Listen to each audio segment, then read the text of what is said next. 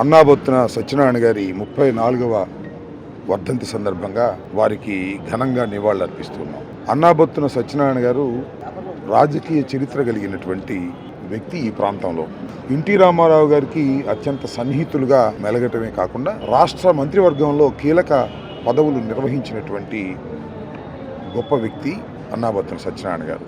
దానితో పాటు ఈ తెనాలి ప్రాంతానికి ఎనలేని సేవ చేసినటువంటి మహానుభావుడు అన్నాబొత్తున సత్యనారాయణ గారు చనిపోయి 34 సంవత్సరాలు అయిపోయిన సందర్భాన్ని పురస్కరించుకొని సరే ఆయన కుమారుడు శివ మాజీ మంత్రివర్యులు వైఎస్ఆర్ కాంగ్రెస్ పార్టీలో కీలకమైన నాయకుడిగా ఉన్నటువంటి శివకుమార్ మీ అందరికీ తెలుసు. చాలా మందికి శివకుమార్ మొదటగా అన్నాబొత్తున సత్యనారాయణ గారి కుమారుడిగా మాత్రమే పరిచయం. రాబోయే తరానికి శివగారి నాన్నగారిగా అన్నాబొత్తున సత్యనారాయణ గారు ఉంటారు.